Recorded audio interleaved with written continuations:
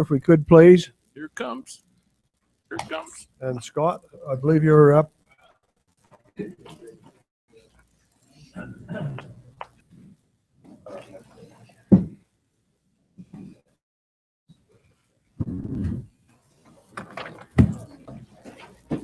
He told me earlier he was going to have to leave. Okay. Just so you're aware. I guess I will. Mark and somebody were excused. He's got to go to a service back at Rock Springs, so he won't be with us. We still got a quorum, so we can go ahead. Okay. Hey, good afternoon, Commissioners, Director Talbot, Commissioner or President Price. We're here for damage claim appeal, claim 15031, Grant Ranch, Snowshoe Ranch, regarding growing damage to growing hay by elk. Gary Boyd, the Glen Rock Game Warden, will be representing the department.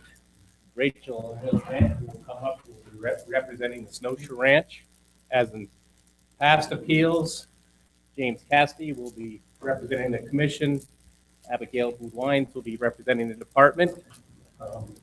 The department investigated claim 15031 based on the grant's damage claim affidavit and recommended a partial payment based on the fact that Chapter 28 states that if the department is unable to investigate it due to the claimant's actions, it's a reason for looking at denial or partial payment. And so based on the department unable to completely investigate the alleged damage, we made a partial payment recommendation. So with that, I will ask Rachel and Will Grant to please come forward.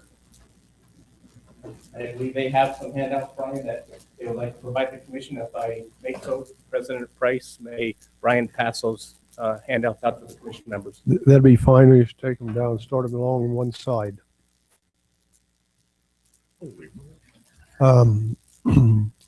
This Janet's not there. We don't have any blue slips on these, so we probably don't need any. No.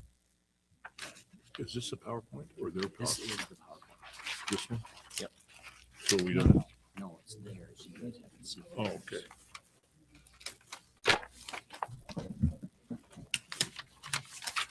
Okay. This is something else. It's one page. Okay. All right. Good. Got it. All right. I'm Good with you. afternoon, Mr. President, members of the commission.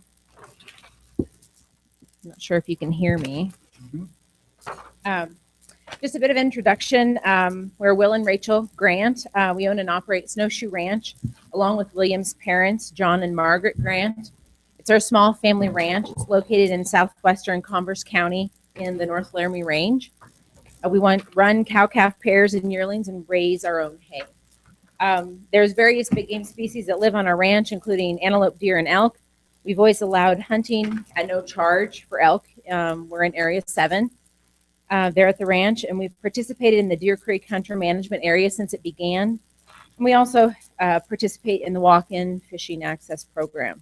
The game and fish data that we have received from Mr. Olson indicates that the herds in the Laramie Peak and Muddy Mountain herd units, areas 7 and 19, have been double the objective size of 5,000 for at least 20 years or over 20 years. We've worked with the game and fish to mitigate damages from that herd for several years, from the old wooden elk fence that people used to wrap stackyards with, to propane cannons in our hay corrals, attending landowner brainstorm sessions, counting elk, adding 10-foot fencing to our corrals, working with hunter access and coordinator programs, working to add early and late cow seasons in our area. We've done independent transect studies with Dr. Mike Smith, who's a UW retired range specialist, and just working with and dealing with the steady stream of hunters that come to our door. We really have been in this for the long haul, and we're interested in finding long-term solutions. When Warden Boyd spoke with us about trying out a cage method for measuring damage to our hay crop, we were really interested in trying that out. We've tried several new things over the years, and we were interested in trying that. We expressed some of our concerns to him that we didn't know how accurate things would be and that there were several possibilities for inaccuracies. And we told them that we would also continue to record elk counts as we had done in the past and as we have submitted a claim for in previous years. In Warden Boyd's claim, he notes that he came to our home and discussed this on April 26th. And that's the only reason I gave you a copy of my calendar there. It's kind of boring, actually. But on April 26th, he did come to the ranch and talked with me about that. It states in his claim that he actually talked with William and I and John that day, and we met and spoke about that. That's just not the truth. We were busy that day trying to get a hay meadow seeded down, and William and his dad were gone doing that. I was trying to get the kids out the door. We actually had family pictures, which Will skipped that day, and that's primarily why I remember. And so we ended up rescheduling that, and I know that that Warden Boyd just spoke with me that day about that, and we did talk about it. It was the basic conversation. Yeah, we're willing to try this out, and we'll see where it goes, but we're still going to keep counting elk because we don't know that this method is going to be accurate. So if Will could go ahead and show you map 1, it's in the PowerPoint that we have there. What do you want to say? This is our hayfield on the north end of the ranch. And, about 240 acres big. And the whole length of that map is about a mile long, from north to south. So they're kind of scattered out. The county road is that white line on the right side of the picture. And on the left side is more mountains, and that's where the elk come out of. So, excuse me. So we set up the first 2 cages in this area. Warden Boyd brought 6 cages with him, along with Rod Liebert, and they worked with us to help try to determine areas where do we set up these cages. It's very difficult to pick somewhere to set up a cage. We can't predetermine where the elk are going to come into our hay. We know that they have every year, but it's difficult to pick the spot where we think damage is going to occur. So we did our best to pick 2 locations, which we did, and they're noted there on the map. And this area does have a lot of different geographical features. Dry land conditions, active stream, distance to county road, as William noted, really do make a difference in the area that the elk frequent there. After talking with some UW extension folks that have completed types of studies using cages or exclosures, they've told us that really it's a general rule of thumb that you need to put a cage near the location of every geographical change in order to have an accurate study. And that certainly was not done here. In 240 total hay acres represented on that map, it really does change quite dynamically through those hay fields. And having 2 cages as a representation of that, I don't really believe was adequate. For instance, those hay acres represent 10.5 or 10.5 million square feet of hay field, and those cages were a cattle panel bent in a circle. And you can imagine, I mean, that's not the square footage of that, and trying to pick out two spots to put that in 10.5 million square feet isn't necessarily easy. Did you have a couple other pictures you wanted to? Yeah, the cage one was spice and clover, so we just thought another one was in the alfalfa field. And then there's grass alfalfa. And then there's grass fields, and then grass alfalfa fields, kind of scattered all over throughout. They're mostly, 5, 10, 15 acre fields. So they vary quite a bit, but. So Wardens Boyd and Liebert recommended that we tried to get the cages clipped a couple of days before we cut hay in that particular field. And so on Sunday, July 27th, Boyd and Liebert, along with William's dad, John, went to check these cages. And visually, they said that they saw no damage to the hay surrounding the cage, and so they did not clip them. Will or I did not go along that day. We were elsewhere. And but they didn't necessarily survey the rest of the field or the area for damage. They may have looked in the immediate area, but they didn't look all over. And again, that's quite a large area to look through. We really believe that as the individuals in charge of the study, as the wardens who were working with this, they should have stressed the importance of sampling all the cages in order to have an accurate sample set of information. And this point, I don't believe really was made. And Will's dad really trusted that Boyd and Liebert were following the correct process for this. Again, he's not a range scientist. Will's dad is not. And so I think they believe they are following the correct process. So I guess unless the clipping of those cages had been done, you don't really know just by looking that there was no damage to that. And again, in corresponding with Dr. Skasta, a different UW range specialist, he noted that you should have a variation in samples from one cage to another when you're doing this type of study, and that helps to show you that you have a more accurate sample set. Get you an average. Correct, it would get you an average. Did you want to show the pictures from the 21st? Yes, this, these are from the field. I don't know, there's on the 21st. That was kind of, well, like clover, and they ate more out of it there. And, you know, and then over here, see, it's pretty tall grasses, and then if you look out across the top of that, you just don't see much. But in places like here, they can, you know, go through and damage it. And it's pretty hard to get a picture of it too. But again, these pictures were taken on the July 21st. When Boyd, Liebert, and William's dad, John, went to look at these cages, it was on the 27th. So this damage had been recorded at that point, but still, for some reason, they chose not to clip those cages and sample them.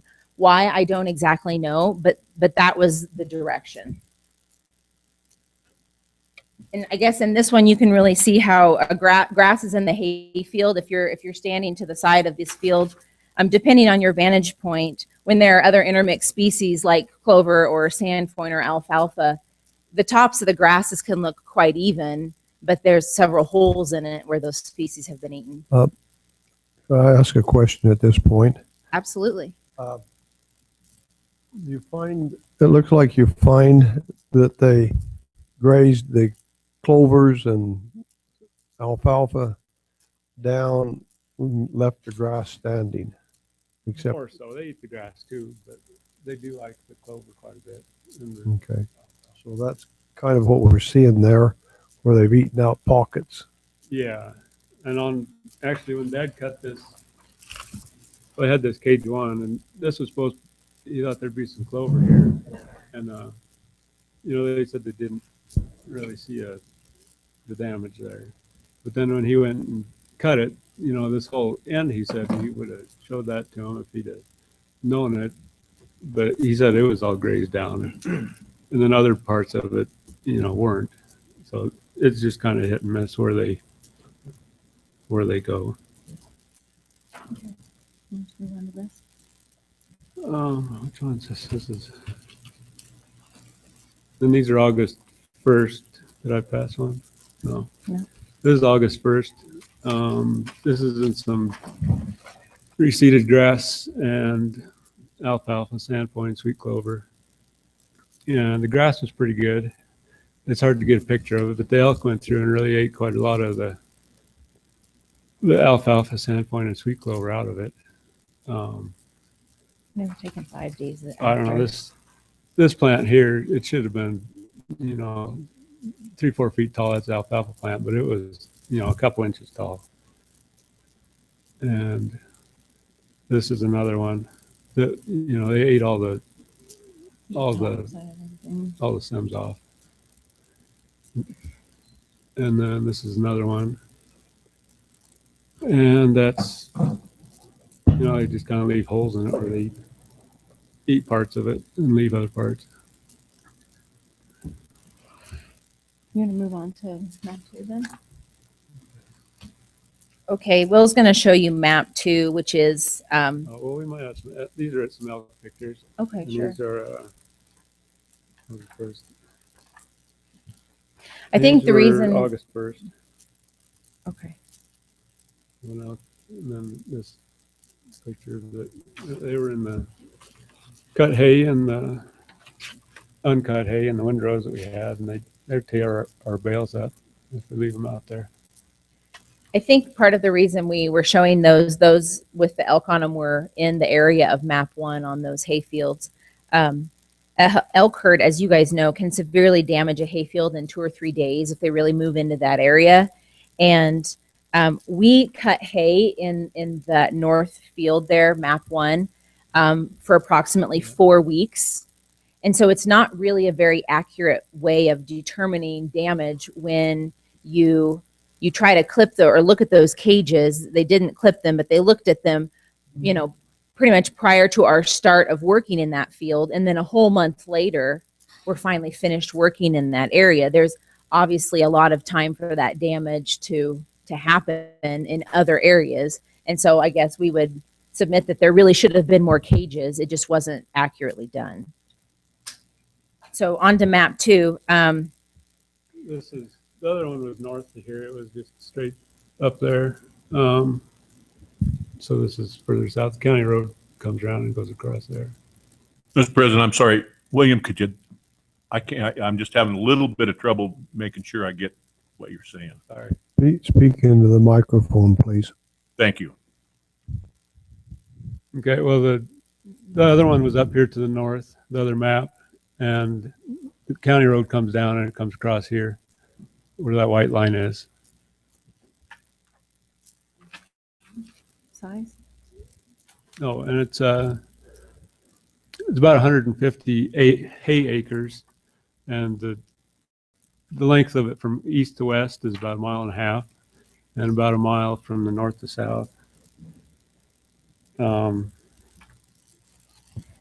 So if you look at the cage locations on there, when Warden Boyd came on August 11th to look at these cages, he and John went to the location of cage 3 and looked at that one. And they, again, looked at that and said, well, there's nothing that's very apparent to be damaged. I believe, again, they should have clipped it. But for whatever reason, Warden Boyd did not do that. And then they came back to look at another damage claim that we had submitted. It's the oat alfalfa hay as noted on the map. It's a separate hay field where we'd had pretty extreme damage from elk coming and eating that hay field. So on our way back around, the way the road goes, you got to go through that and come back around. And so I joined Will's dad, John, and Warden Boyd at that field, and we talked a bit there. And John had noted and said, hey, I've got some pictures of some other damage in the north field. I can show those to you. And Warden Boyd said, okay, that's great, hang on to them, but for now I'm more interested in what these cages are going to do. So he did not go back to the north field and look at that damage. We were still haying over there at that time. But then we moved on to the location of cage 4. And again, when we got there, it was apparent that there had been some damage. It wasn't grazed to the ground or anything, but it looked like there had been some damage there and some stuff going on in that hayfield. And so Warden Boyd wasn't sure if it'd be worth it to clip it. And I said, no, we're here. That's what we came for. Let's do it. I really think that we need to clip this. And so we went ahead and did it and did the measurements and everything and found 1.33 tons per acre of damage. And so when we received the claim that Warden Boyd was submitting, we were surprised that it only included 11.25 acres out of a total of 600 acres. Our total hay acres is roughly 600 acres of hay crop. That's about where we put a circle there. That's about his 11 acres. It's just kind of the end of that field. And so we were surprised because we had been told, and he includes in his report to you, that if more fields with the same type hay are damaged, he wrote, the same calculations will be used on those fields that had been damaged. And these are similar types of hay that we grow all over our ranch. And we had noted damage, and we have more documentation of damage on all of our hay acres. And I guess our question would be, if Cage 4 was only intended for approximately an 11-acre area, to measure for that 11-acre area, we want to know what method should have been intended for all the other acres. So that was something that we didn't really understand. We just weren't sure how far out you could extrapolate that data. And those were questions and concerns that we had initially asked when we were approached with the possibility of trying this. But we were told, well, it's kind of going to be trial and error. We'll just see as we go, so to speak. So Yeah. I know coming up in some of the material you'll be presented, you have a damage claim summary. And it's basically just stating the difference in between our elk count number and that valuation and the department's valuation. Our valuation is roughly $9,500 and the department's is roughly $2,800. I just want you to be aware that those numbers should be very different because they're two very different things. The department's valuation is based on those 11 acres and 1.33 tons per acre damage for those 11.25 acres, I believe. So that's the math there. Our valuation is determined by the elk counts that we did and observed eating on our hay meadow. And so it's apples to oranges, so to speak. So I wanted you to be aware of that.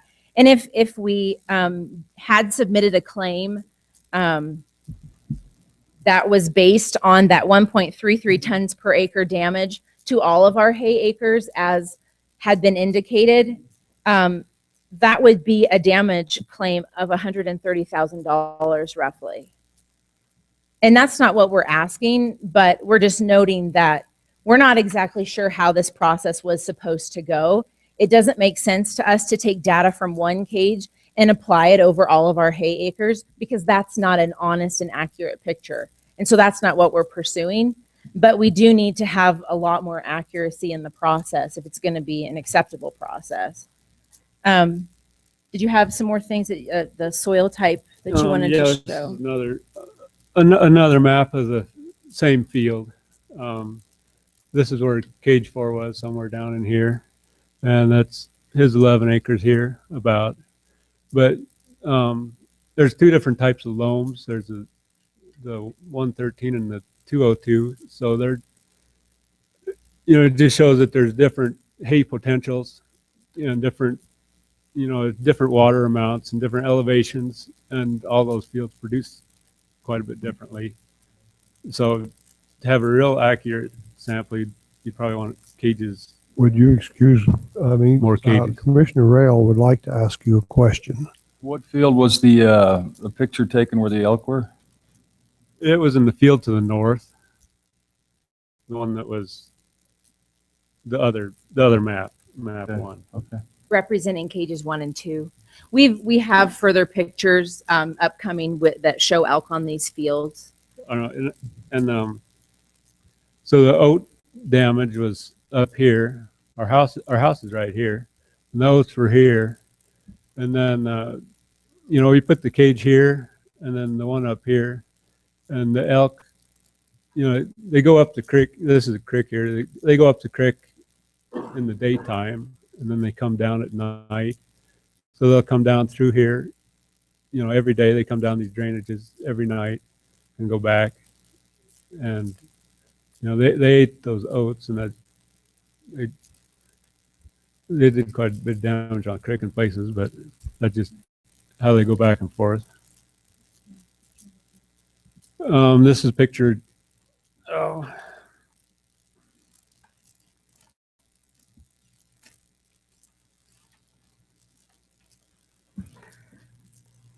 July 15th. This was some elk. This is from the house. They're just headed back up the creek again. And this is another picture across the creek from the house where they were going back up into the canyon. And what cage was Well, it's kind of right in between cage 3 and 4. Just the creek's right in the bottom there. And this is a picture of hay damage on the 10th. On the 10th, that was down on the creek, and that was the day before he came and sampled the cages, the cage 3 and 4, and the oat damage. So So we do know that these fields were damaged. I mean, we have quite a bit of documentation that they were damaged. We saw the elk, we saw the damage, we recorded the damage. Regardless of whether that was recorded with these cages, I think it still needs to be accounted for. And that's, again, one of the reasons we knew that putting 2 cages in an area that represented roughly 150 acres of hay probably was not adequate, and that we should still keep counting elk.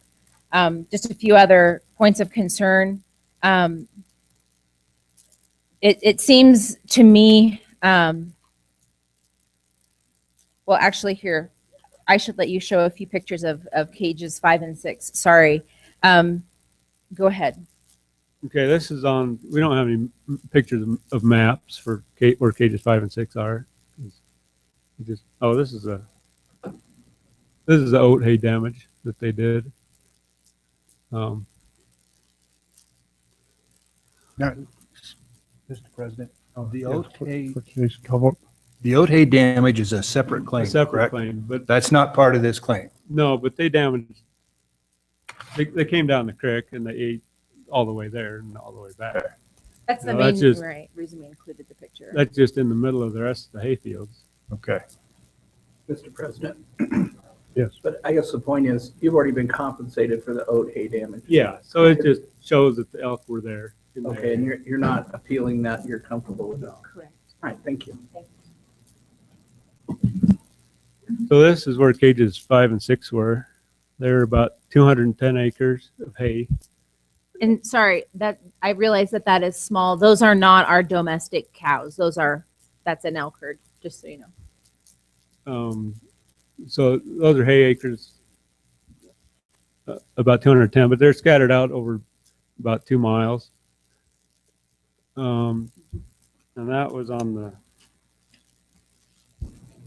that was August 3.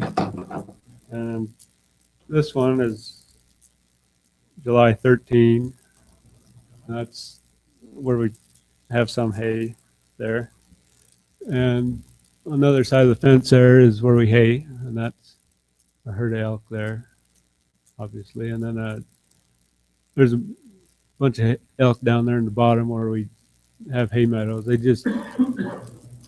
Most of our hay meadows are kind of along the edges of the hills where they get the most water and the better soil. This is a herd of elk traveling down through the hay meadows. That was August 1. This is another one in the elk in the hay meadows on July 13. And then this is August 3, and they were in some of our grazing and hay meadows on both sides of the fence. And this is, I think these were all the same elk. They are August 3, but they're, just some pictures of elk. These hay fields, cages 5 and 6, they are the southernmost fields on the ranch, and they're the last ones that we cut. We work north to south, basically.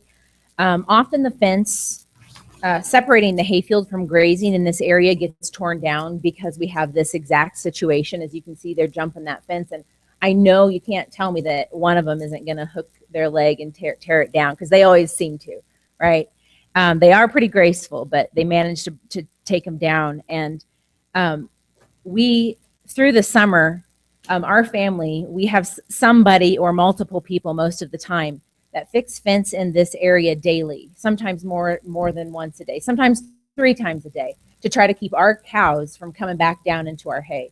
But it's nearly impossible to do because of this situation. And so because we knew that that was a possibility, we thought it was really important to continue counting elk as we had done in the past and as we had submitted a claim for in the past, because we knew that this was a possibility. And we had discussed this with Warden Boyd and said, you know, this is a problem, and he was aware it had been a problem. In fact, when we set up the cages 5 and 6 up there, we flushed an elk out off the meadow when we set up the cage, and so it definitely had been a problem. And yeah, our cows did get into the hay fields that are in the areas of cages 5 and 6, and I don't know what damage can be attributed to them. Obviously, they're cows and they eat. But we knew that our best bet was to continue counting elk, because we knew that that would be the most reliable source of information for that area. And I guess just a few other concerns that we had. To us, it seems a bit short-sighted that when working with our game warden, that they would insist that we agreed to exclusively use this cage method. Why, as businessmen and ranchers, would we agree to use a method that was told to us was a bit trial and error, that had never been used in our area before? And so we did let Warden Boyd know from the beginning that we were willing to try this out, as we've tried several other things in the past, but that we were going to keep counting elk, and if we felt that we needed to submit a claim based on those count numbers, that we would do that.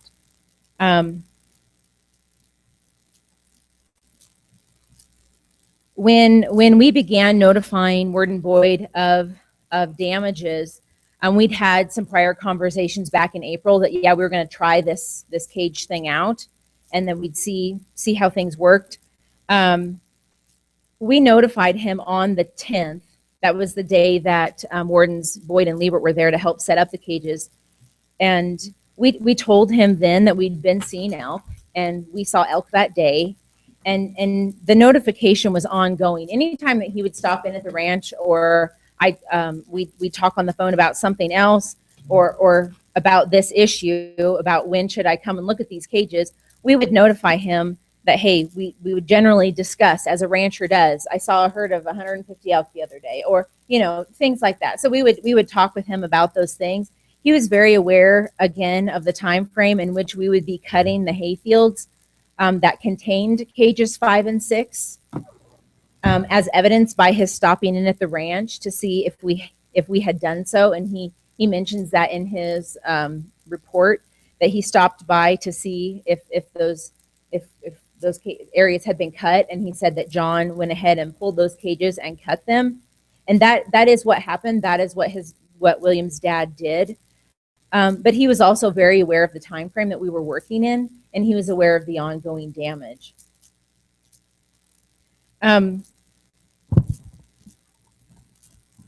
Additionally, when John Grant had told Warden Boyd of damages before, like when we had that picture of the oat hay, when we had that conversation about that separate claim, and that's what the warden recommended doing. He said, I would separate this out, and I would recommend submitting a separate claim, because this is kind of a different thing we're dealing with. It's not damage here and there. It's a lot of damage in one area. And so when we did that, John had also told him about ongoing damage in the north field that he documented, and that wasn't investigated at that time. And so I think for John, he thought, well, the game warden knows the process, and he's guiding us here. And if he is not going to go investigate this today, then I've basically told him what I need to tell him, and I'm going to proceed with being a rancher. And that's exactly what he did. We believe that because the cage study was poorly designed, there's little reliable data, and that the claim that Williams submitted based on the elk counts is more accurate. We corresponded via email with Dr. Derek Scasta, who's a University of Wyoming assistant professor and extension rangeland specialist. And in corresponding with him, he concluded that our hayfields are large and complex, complex meaning the soil makeup to geographical features, and therefore the single cage that was clipped in this study may not realistically represent utilization across all hayfields. And he also said that further data from a single cage obviously lacks that variation that you would want to see in a study, and so that it's probably not very reliable, and noted that elk counting data might be the best way to calculate that utilization.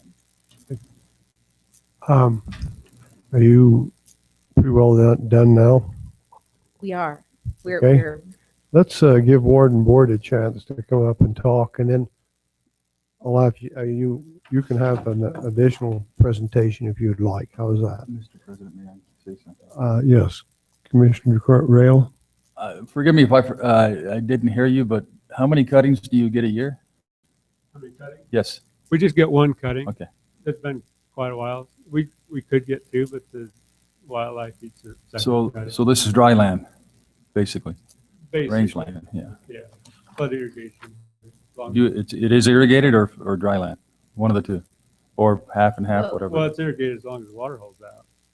We have ditches for all the meadows, and so it's flood irrigated. Okay. We How was the don't water have We situation? don't have water in August anymore. Okay. But we have gotten second cuttings, but Plenty of rainfall this year?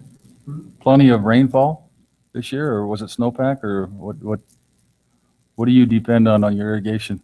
snowpack.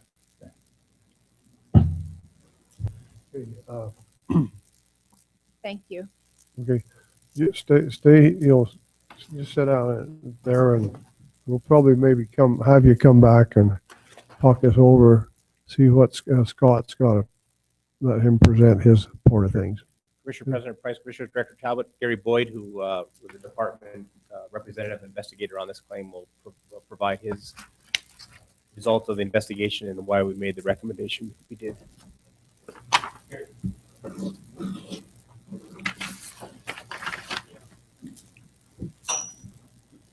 Get this arranged here. President Price, Commissioners, Dr. Talbot. Make sure you can hear me. I've been fighting a head cold the last few days and kind of plugged up. Don't know how loud I'm talking, but I'm Gary Boyd. I'm currently the game warden in Glen Rock, and I've got 23 years on with the department. And throughout in my career, I was stationed in Lusk for quite a while, and recently Glen Rock, and I've dealt with damage claims all throughout my career of 23 years. The training I've had on this kind of damage thing is this last spring, 2014, we went to Newcastle and did some training with the crop adjuster up in Cook County on this cage utilization method. And like I said, we're going over damage claim 15031, the appeal for damage claim. It's just a picture of John Grant, the owner on the left, and Will Grant.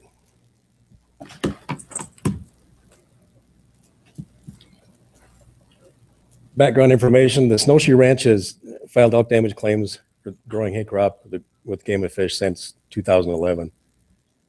Snowshoe Ranch has been given copies of the damage statutes, and recently in the spring of 2014 by myself. William Grant, on behalf of the Snowshoe Ranch, also filed a damage claim for elk damage to alfalfa oat hay October 3rd, 2014. That same claim was 15017. That's a picture of the oat damage they had earlier.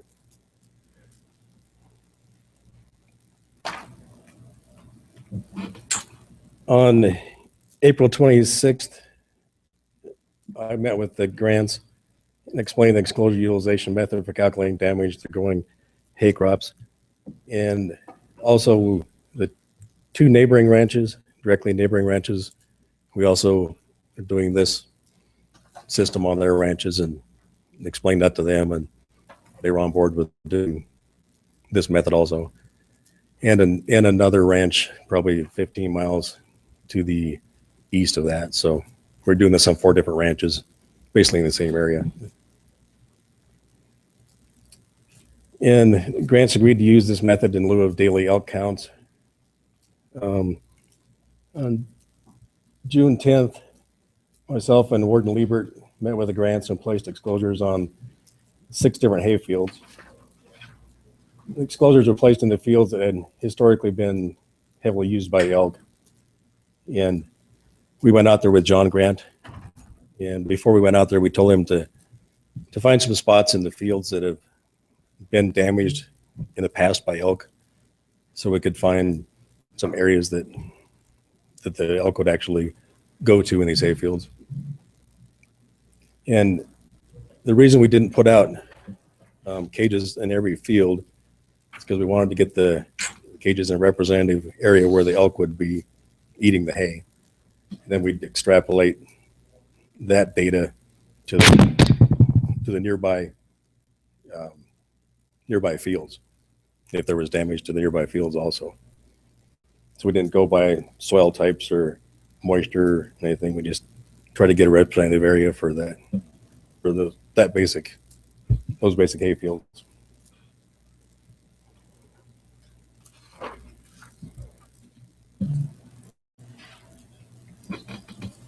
Mrs. William Grant claimed $9,574.42 for elk damage to his growing hay crop, which is approximately 56.81 tons of hay.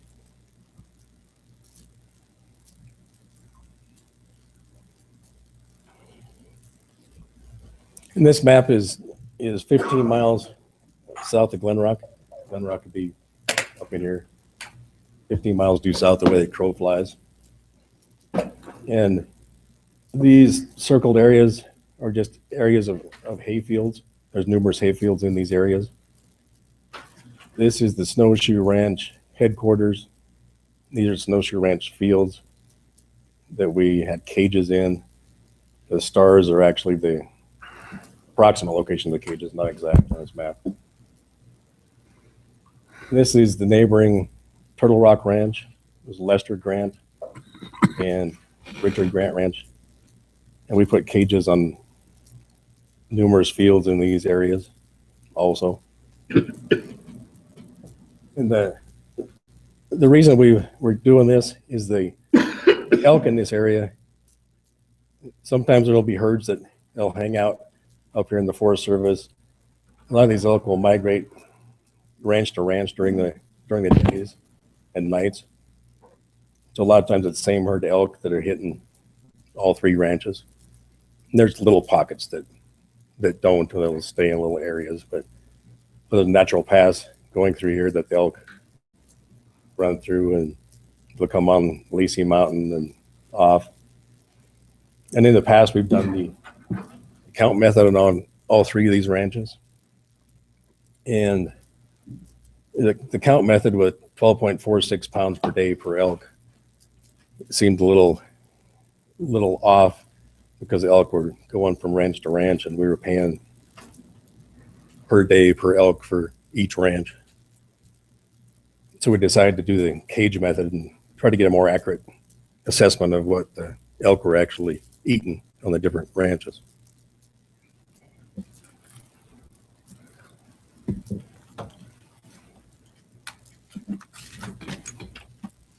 These are the enclosures we installed June 10th. They're basically just an 8-foot hog panel, 4 foot high, that we kind of scrunched into a football shape, big enough we can get 2 good samples inside the cage.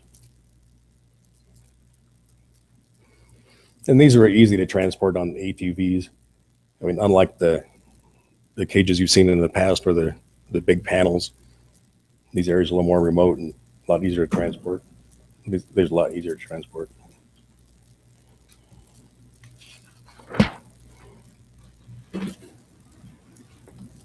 On July 27th, myself and Warden Liebert met with John Grant to sample the 3 exposures on the north end of the ranch.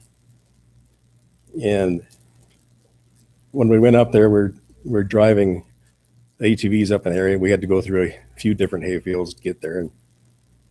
And on the way, we were looking to see if there's any damage. We could see any damage at all, and couldn't see any damage.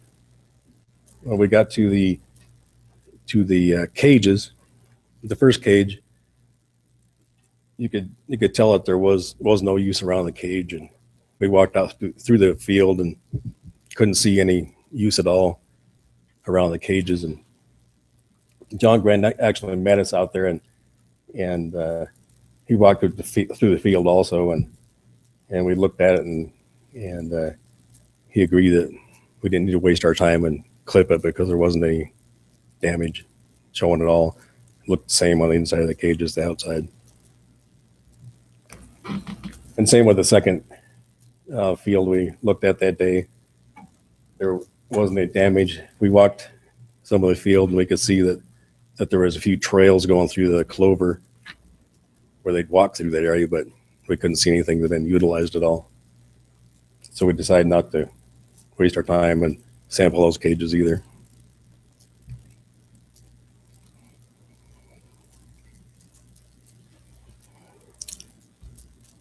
This was an exclosure just south of the ranch houses.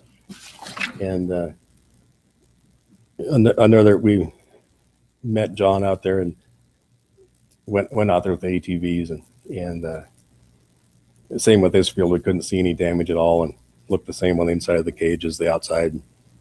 So we, with John and myself, we decided not to clip this cage either and waste our time doing that.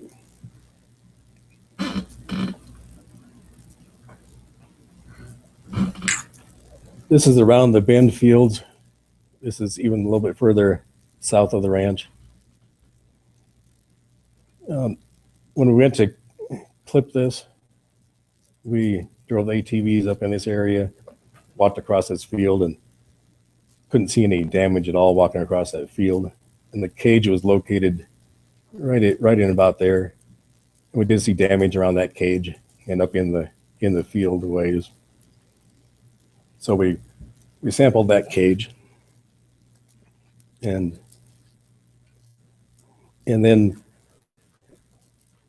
after we sampled that cage, we did the figures right there on the spot, basically, and came up with 1.33 tons per acre loss. And there wasn't damage throughout the whole field that we could see.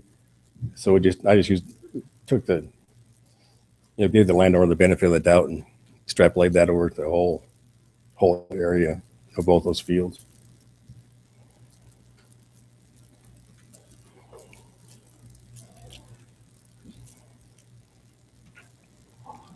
This is the worksheet we did for around the Bend fields.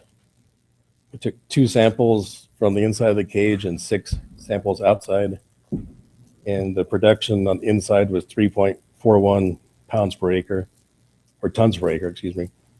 And the outside was 2.08 tons per acre, with a difference of 1.33 tons. So total loss of 14.96 tons.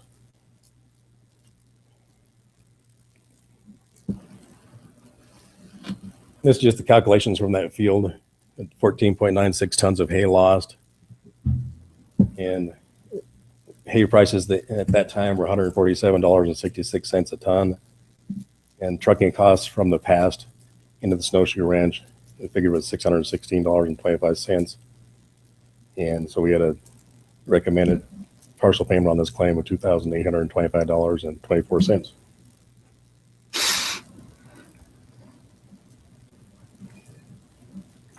As soon as we got done clipping this field, I told John to make sure and call me before they swath the other fields. We had 2 different cages left to look at, and he said they were probably a few weeks out, and so they would call me before they swath those cages or swath those areas so we could look at those cages.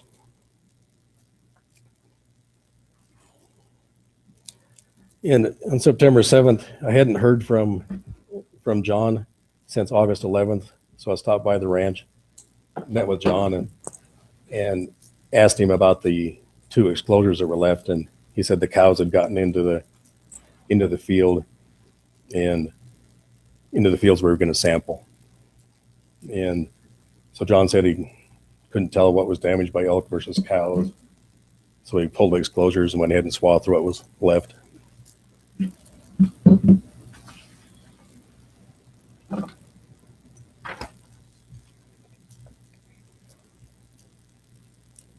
This is William Grant submitted these elk counts with the damage affidavit on October 29th, 2014.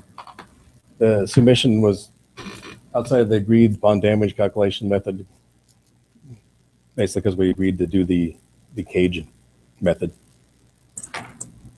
And I didn't monitor the elk numbers on the Grant property just because we had the cages out there and we were going by the cage method. And so I didn't have any counts myself.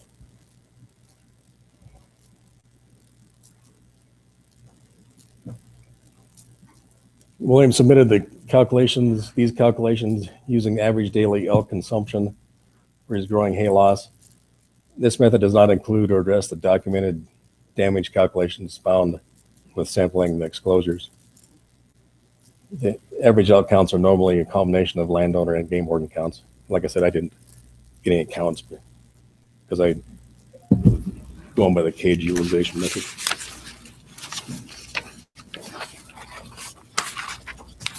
This is a summary. 3 of the exclosures in the growing hay crop fields were not sampled because they had no visible elk use, no damage recommended, no damage payment recommended. Two of the three exclosures in the growing hay crop fields were not sampled because Grant's cows had gone through the fence and grazed the field. John Grant pulled the exclosures and swathed what was left of the growing hay crop without notifying myself, so no damage payment was recommended. The Wyoming Game and Fish Commission regulation governing bigger trophy game animals or game bird damage claims, Chapter 28, Section 7 XI states, due to the actions of the claimant, the damage was not investigated by the department. Around the bin fields showed 14.96 tons of hay damaged by the elk, so recommended payment is $2,825.24. The reason the $9,574.42 claim damaged by Snowshoe Ranch was not paid in full because the grants had agreed on April 26, 2014 to use exclosure method and not daily elk counts. The department's recommended payment is $2,825.24, difference of $6,749.18. I'm hoping you have a bunch of questions. Mr. President, Yes, I guess my first question Mr. Keller.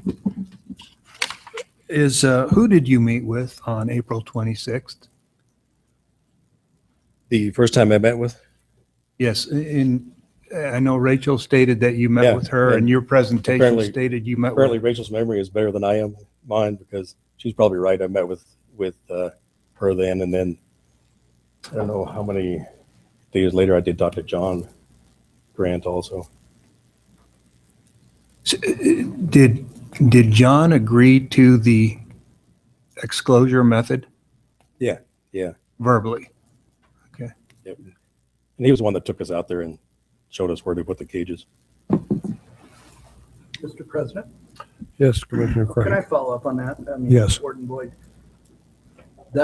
it seems like maybe we have a landowner and you kind of pass like ships in the night. I mean, you're saying that they agreed to the exclosure method, and they're saying we agreed to try it, but we never said we wouldn't submit a claim based on elk counts, is what I've heard so far. Yeah. So when you say John agreed, tell me about that conversation. What did you say? And what did John say? And did you and I guess then I'll give you the follow-up question as well. Did you specifically say, look, if we do these exclosures, we're going to deny a claim based on elk counting? I mean, how explicit was that conversation? That seems to be a critical question. Yeah. President Price, Commissioner Crank. And when I was talking to Rachel at the first part of this, explained the system and all that, and then talking to John Grant, explained that.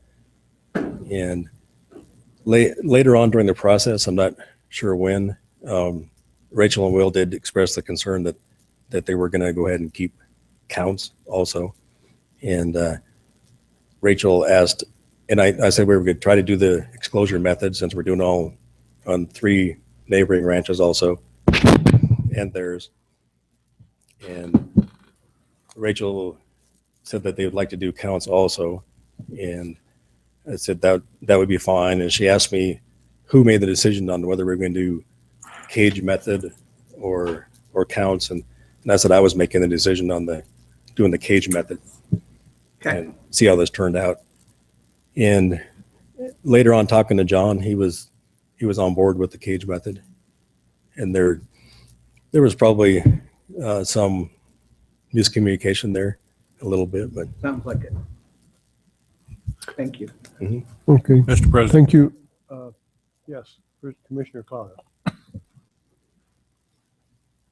the slide 13, I think it was, Gary, with the, 13 with the days of elk presence and then the number of elk from June 13th to September 10th. Those were not your counts. Those were Mr. and Mrs. Grant's. Is that right? President Price, Commissioner Cloud, you're referring to this slide? Yeah. No, those are William Grant's counts. Okay. And you have no reason to dispute that, right? No. Okay. And that I mean, probably I'm not disputing there was elk in the country. There's Right. elk all over the country. yeah. But I mean, the numbers, do they reflect pretty much the elk running around in that country, I guess? Yeah, and it's it's hard to tell where they're traveling night to night and all that. Like I said, there's some little small resident herds that kind of hang out there all the time. Mhm. Okay. And his counts show some of the smaller numbers there too. Right. Okay. Thanks. So, okay, I have I guess a number of questions.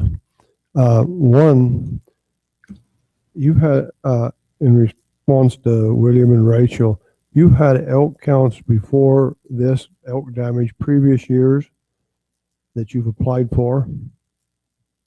You want to come up? Yes. Come on, just stay there if you would, Mr. Boyd, and there. Just kind of answer the questions. Have you had elk damage previously? You applied for damage claims on? Yes, I think 2012 was our first claim, and then 13, and then this year. Okay, so Never disputed. there you have had experience with doing this then. It was quite similar. Okay. One of the things that, and if you got a number right when Rachel was talking, she said if you'd extrapolated this 1.33 tons over all the area that had some damage in it, that would have been about $140,000 worth. Is that correct? I think about 130,000. 130? Yeah. Okay, maybe I misheard a little bit there. But you only applied for, that's if the cage information that you managed to collect did this, the average was of 1.33 tons per acre lost. If you'd extrapolated that, it'd be about over $100,000, just say that. Correct. But I believe the reason why it wouldn't be accurate to submit a claim with that dollar amount of damage is because the data isn't there. I definitely agree with Warden Boyd that we're interested in finding the most accurate method for submitting a claim. We see no reason for the department to pay us for damage that did not exist. I call that stealing. Nope. And so I really think that we were very interested in the most accurate method. And that's why we were just making the point, how far can you push this data out? And perhaps, I think very certainly there should have been more cages. I agree with you on that point. I think in retrospect, why Warden Boyd, you probably agreed with that point too. Maybe not. Maybe I'm putting words in your mouth. Well, President Price, very respectfully, I do disagree with you. Okay. We were putting these cages in areas that they have seen elk use in the past, and if we saw elk use on that field and neighboring fields, we were going to extrapolate that to the other fields also around that area. And with our personnel on time, we don't have near the time during the summer to put out say 100 cages and then monitor those later. I guess it would be a good segue into getting us more help, but it's just that we don't have the time to do that. And for the damage on the cages, I would give the landowner the benefit of the doubt. And even if there wasn't as much damage on the neighboring fields, just extrapolate that out. But on a lot of those cages, we did not see any damage, so we didn't have any data to go by. But So these cages were just on this really one field area around the bend. Is that just correct? one cage was on those two Yeah. fields. Okay. Yep. But the other two cages were pulled before you had a chance to do anything with them. The ones on the furthest south part of the ranch. Yeah, okay. At the ones on the north part of the ranch, they were not. We looked at those and found no damage, so we did not sample those cages. Okay. Okay, Mr. other President. questions? President Keith. Just a point of clarification, was it 2 exclosures or 4 exclosures on the north end of the ranch that were not sampled because you and John agreed that there was no damage? Correct. There was 2 on the north end of the ranch and 1 just south of the ranch house itself. I can go back to that map if you'd like. No, that's okay. And William, you agree that John said there was no damage and those didn't need to be sampled? Well, he agreed, but I think I don't know, I can't speak for him, but it is pretty hard to see damage unless you measure it. You know, if you have a cage, you pulled one plant out of it, that reduced your whatever it is, dry matter by quite a bit. If you only have a little, I mean, not the cage, but the clipping side. If you pulled one plant out, that would be a big impact on it. I understand. Thank you. Okay. Mr. President, Commissioner Craig? total number of cages 6. and 2 weren't sampled because cows got in that field and were pulled. Correct. And 3 others weren't sampled because there appeared to be no damage. Correct. So we're at 5. So we sampled we actually did a sample out of one of our 6 cages. Right. And And how many acres total of hay do you believe you have? 600 acres total overall field. And do you agree those 2 fields that Warden Boyd found were damaged because of the enclosure sample, that's about 11.25 acres? Well, if you really look, at the map, it was actually bigger than that. If you went by those 2 fields defined by the ditches around them, they're actually a little bigger than that. But then we didn't know why the rest of that draw. Okay, I understand. You may believe there's damage above and below that, but I'm just saying, is that about an accurate estimate of where that one enclosure that was sampled, 11.25 acres? And if you say it's a little bigger, how much is it? Maybe 15 acres, what we cut right there. Okay. Warden Boyd, where did you get your 11.25 acres? I'll go back to that slide.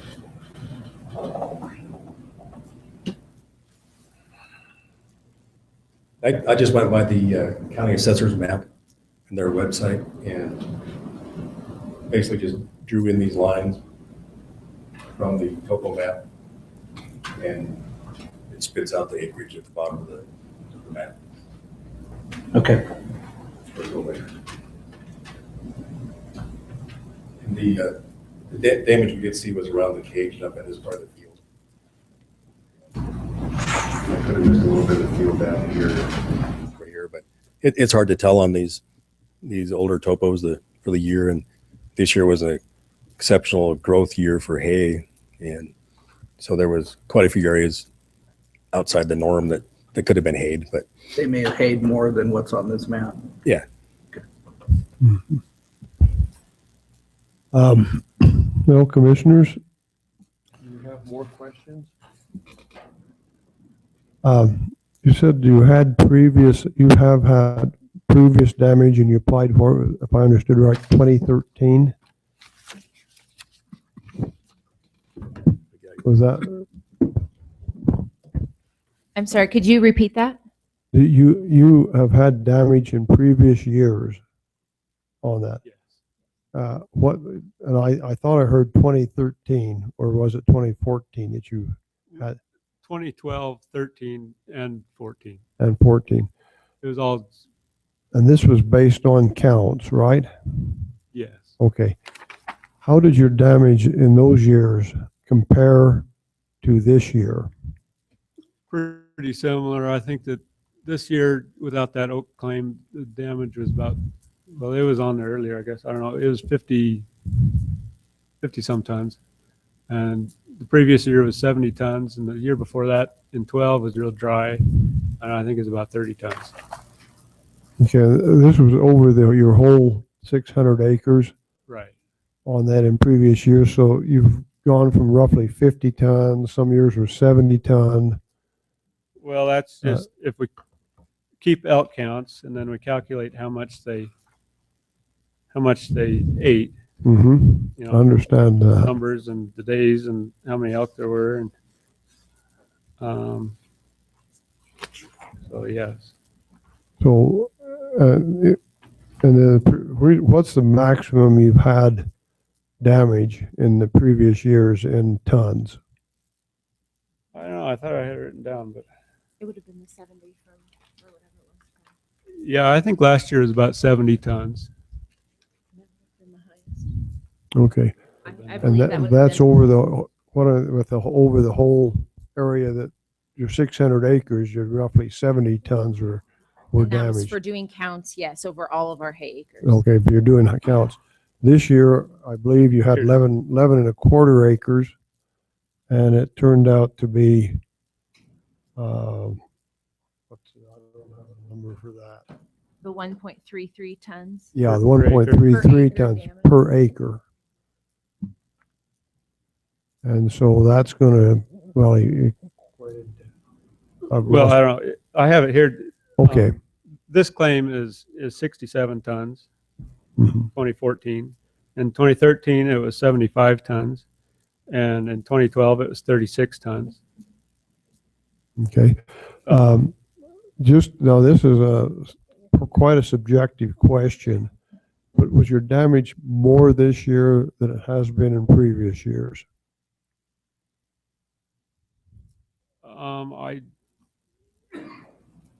I think it was about average. About average. Yeah, I think it was probably about average. Okay, the year that you had 70 tons, I know the prices may have been different, but how much did you collect at that time? Can you give me a rough estimate? You mean a dollar amount? Yes, in dollars. I don't know. Okay, maybe you I don't expect you to tell me just, but roughly, do you even have an idea? I think it was around 10 to 12,000, maybe Something like 15. that. The hay price was down. Okay.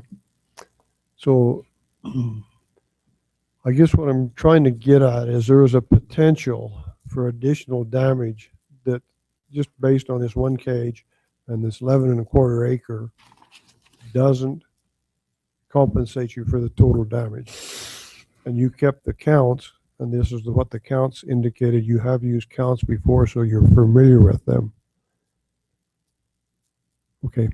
Well, I think that if you went with cage data, you might show more damage. Mm-hmm. But we try to be pretty conservative with our elk counts. You know, not going to exaggerate it. And I'm just trying to draw out, some comparisons because we've got just a small sample we're trying to make some decisions on. And so that's the reason that I'm trying to draw out more information. And I guess probably I've got about as far as I can go. Okay, thank you. Mr. President. So in your claim, in your write-up on page 6, it says you are seeking payment of $9,574. Now, does that include the $2,825 you've already received on this claim, or is it in addition to that? We have not received that $2,800 amount. No. But, excuse me, yeah, that's right, okay. But it does include that 28. That's the total claim is 9574, your total claim. 500, that's our claim. And the other one's the claim that they came up with this. So they're completely separate. So let me, Commissioner President Price, Commissioners, Director Tuttle, let me make some clarification here. Grant submitted a claim for the 9,000 and change. They got the department notification that the department's recommended payment was the $2,825 for a difference of $6,749.18. Since they appealed that recommendation, they've received no money at all. And so basically, depending on what the commission does here today, they will receive the amount of money, if they accept that amount of money after this meeting. Mr. President, I'm Yes, still confused. Commissioner Crank.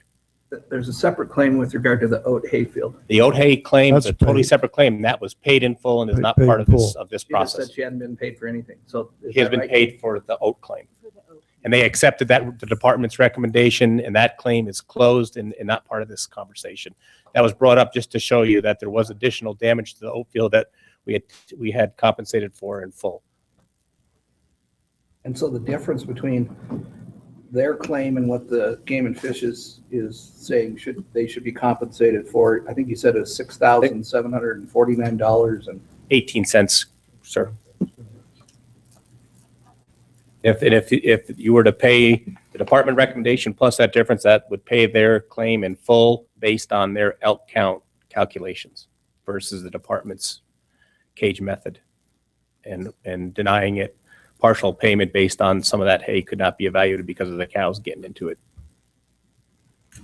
That's at 12.46 pounds per day per elk times the number of days is how they got that figure. got it. Okay. Commissioners, do we have any other questions? With that, Mr. President, okay. I just got one, and Commission, I just got one statement. Is on this whole deal, I'm not denying that there isn't elk in that area, using that area. It's just that Okay. all I had to go by on this claim is the cage method counts. I understand you're kind of, I'll say caged in. Caged in. Yes, sir. By statute also. By that. Warden Boyd, that was agreed upon though, right? The cage method? Yes. Rachel, you're saying no. It was not. It was not. No. And I Okay. can elaborate on that if you'd like. I guess we'll just, that's a, difference in communication. I'll take it at that unless somebody wants to question it. Okay, any more input at this point? Mr. President, if I may, Oh, excuse me, Commissioner Crank? Were you, I was ready. I think we've heard enough. I was ready to make a motion. And then Okay. want some discussion and deliberation amongst the commission. okay, I'll entertain a motion then. I guess my motion is to cut the baby in half here. So the department has found whatever it is, $2,800 should compensate them. The difference between the two is $6,749. So to cut the baby in half, my motion is going to be to agree to the original amount recommended by the department, plus half of that amount, which my math is accurate, is $3,375 in additional compensation. And then that'd be my motion. And I can explain it now, or I can explain it later, however Mr. President wants me to do. Well, let's go ahead and see if we can get a second, and then we'll discuss it. How's that? I'll second that. I've already done the same math myself, so. Okay. So It's been discussion. moved and seconded. Now it's open for discussion by the commission. No, first off, I'd commend you folks for allowing it looks like, according to your affidavit, you allowed 200 hunters in for no charge, and I'd commend you for doing that on behalf of, both me as a hunter, but the, sportsmen in Wyoming. That's a great thing. Thank you for doing that. But I'd say, Warden Boyd, thank you for your hard work, and folks, thank you for your hard work. But you guys kind of pass like ships in the night, and that happens sometimes with human beings. I mean, 99% of the world's problems are caused by lack of effective communication. So I think Warden Boyd talked to John, and it's his clear impression that you guys had agreed to the enclosure method. It's you folks' impression, who also run the ranch, that you hadn't agreed to that. And so we just kind of passed. And so I'm trying to find a happy medium, I guess. I will say, I assume your elk counts are accurate and your figures make sense to me. Warden Boyd's sampling thing, I think, is accurate, and that makes sense to me. But because you pass like ships in the night, I think we should award you some more compensation for your hay that the elk consume. And obviously you got a lot of elk on your place that consume a lot of hay.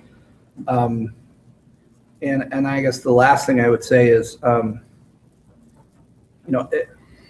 I hope next year, this doesn't happen. I hope that you guys communicate better. And I think part of the communication problem may be Warden Boyd's talking to your dad, and you guys have a different, different perspective and different communications. But I just hope you communicate better and figure it out. The elk count method is an accurate method. I think enclosure methods have some accuracy to them. I also think probably there weren't enough enclosures put in here, and I understand, Warden Boyd, you have a million duties to do in any given day, and you only have so much time. Rachel, you said that John went ahead and proceeded with being a game warden, or being a rancher. Our wardens need to proceed with being a game warden too. So I think, I'll tell you, Rachel, I think your criticism of not sampling the enclosures where there was no obvious elk damage and correlating that across the ranch, I don't know if I don't believe personally that's a fair criticism. If there's an enclosure with no damage, I don't know if you'd sample that, and that would add to accuracy overall anyway, because it's in different soil types and different moisture types. And so I think you need to sample where the elk are damaging it.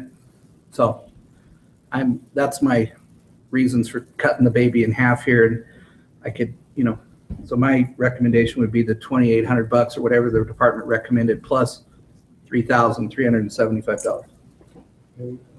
Commissioner Rail? I'd like to commend both parties too. I think that's awesome that you let 200 hunters come on your property. I think that's great. Warden Boyd, I think your due diligence and was awesome. I think Commissioner Crank summed it up best, like two ships in the night. So next year it could be better. It could always be better. So I hope that's fair to you. Thank you. Mr. President, I would ask that somebody check our math. I believe the dollar amount we're talking about is $6,199.83, but I'd ask somebody to check that, double check that. I have little doubt, looking at your elk count data and the photographic evidence, that you suffered more elk damage than the $2,825. And I feel good about this. I feel this is a reasonable compensation. Commissioner Clouder, do you have a comment? I did not. Okay. I'm ready to call for the question. I think that where there was a history of elk damage in the past, I think you guys might be shortchanged this year, but because of the lack of communication, I think it's a fair price. Commissioner Clouder? I call for the question. Okay. All in favor of Commissioner Crank's proposal of the base amount allowed by the warden and his calculations, plus 1/2 of the difference between that and what the William and Rachel have asked for? That's correct. Correct. Okay. Commissioner Price, just so we got this right, the department's recommendation was 2,825.24. Yep. We're going to take the 6749.18, divide that in half. Correct. Add that to the 282524. Yep. Or 6199.83. You got the calculator, if that sounds. Well, I just want to make sure that's what the math is, what it was. Okay. Okay, that's why I stated it the way it was, because I didn't know the numbers, but that was the accurate decision. All in favor, say aye. Aye. Opposed? No nays? Motion passes as we presented it, okay? Thank you. Thank you. Rachel and Will, thank you for coming. Thanks for all your hard work on this.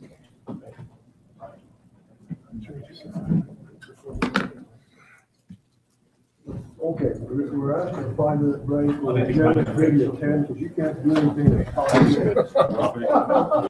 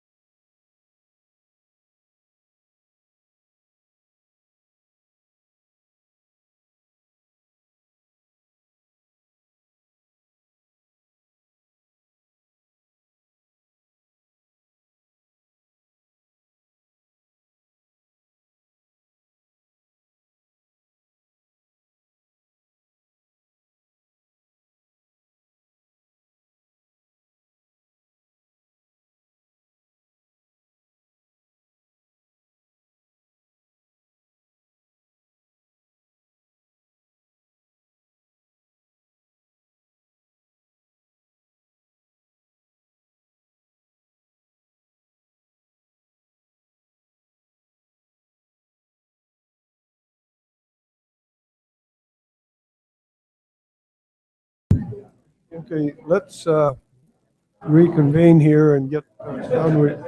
We've got basically one more item on the agenda that we've got to cover.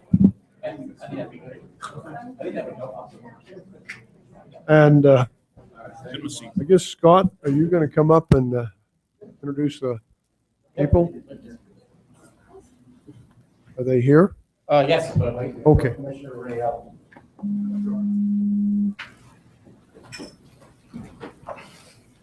You've got a quorum. You can go ahead. Okay. Commissioner President Price, Commissioners, Director Talbot.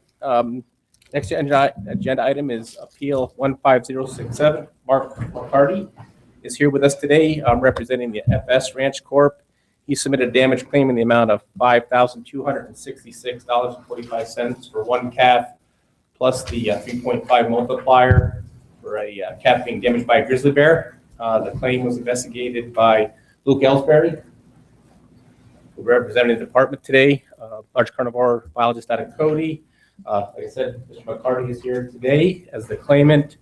As in the past, we have attorneys Cassidy and Wood Wines here.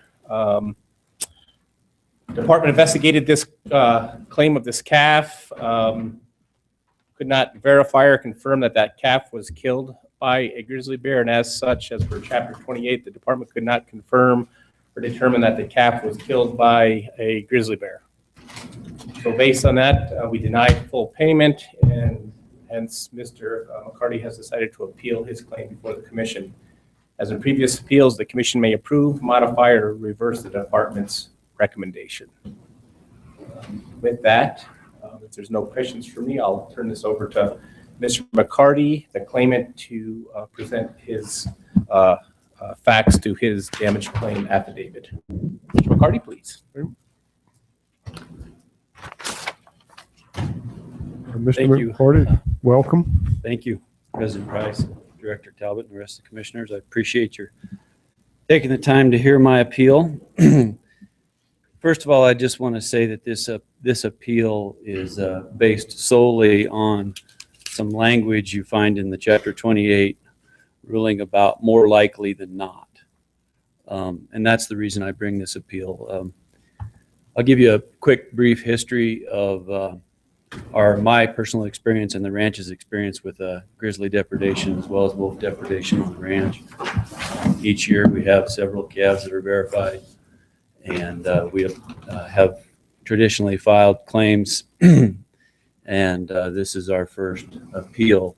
And the reason, again, that I bring this appeal is for the more likely than not language. Now I'll tell you the story of what happened. We had several grizzlies in the area. We had 5 different known bears in the area for the 2 weeks prior and about the 2 weeks following this incident. And in fact, on the 14th of April, I have an affidavit here of a grizzly kill that was verified for sure as a kill. On April 30th, the afternoon of April 30th, I believe it was an afternoon, Luke Ellsbury called me and told me that he had seen a grizzly carrying a calf and went into thick cover, and he was reluctant to go in, as I would have been myself, to check this out. And so the following day, both he and I made efforts to try to recover the carcass to look at it, because I'm a firm believer that it's pretty obvious to tell whether or not, if you have the carcass in hand, it was killed by a grizzly or a wolf. I've looked at several of them. I have 20-some years experience with dealing with this, and it's pretty obvious to me when I look at the carcass as to whether or not it died from depredation. And Luke and I have looked at several of them together, and we've never had a disagreement over that once the carcass is in hand. In this case, where we had bear activity in the area, and we had known confirmed kills prior and following, again, my question is the more likely than not language in the Chapter 28.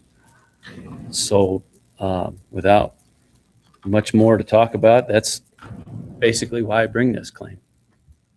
Okay. I guess at this point, commissioners will discuss it. Anybody have a comment? I will comment. I've had a fair amount of experience with grizzlies. There, a couple of things was this in a pasture setting or is this out in the open rough field area? Well, it's in an irrigated bottom. This happened in early April or late April, and we start calving about that time. So we have a brief window of time that we have to bring the cattle in from the winter range and feed for about 30 days. And so they're in a smaller area, but this was still probably a 10,000 acre pasture. But in the creek bottom, we do feed hay and the cattle are congested there for about 30 days. And then they get turned back out into the big country, if that answers your question. Okay, so they were, congregated or in that area there. And it has, because of that, we have traditionally sucked in bears every year it happens. When we start to do that, they know it. And I understand that. So, and how many calves do you think you lost? If I remember the thing when we did this, the calculation showed that you applied for a 3.5 compensation factor on that. Is that correct? Yes. I don't And, have a paper copy of that claim with me. I Okay, have it. On my I phone. have it here. I just Yes, yeah, we did apply for the factor on that as well. And the reason being is that, and I've done some work with the department in the past on trying to figure out what is a reasonable multiplier. And I'm a firm believer that the 3.5 is probably pretty accurate because year in and year out, we'll wean about a 93% calf crop. Mm-hmm. And once we get our confirmed and you even apply the multiplier to that, that still only takes us to about a 95.5, 96% calf crop, which makes sense to me because I don't know any rancher in the world that can have 100% calf crop year in and year out. And we know that from lots of studies, there's about a 2% abortion rate in cattle that are preg tested positive in the fall, but yet don't have a calf in the spring. We know that there's about a 2% death loss from calves that are actually born alive with nothing else happening to them. Could be scours, could be Haemophilus, could be blackleg, could be anything that gets them. So when I consider all of those things together and then we add in the 3.5 multiplier, I think that's very close. I will agree, in open country, wild country, that I'll agree with that, where they've been out pasture and stuff. The thing that I was getting at is you saw one calf hauled off into the bushes.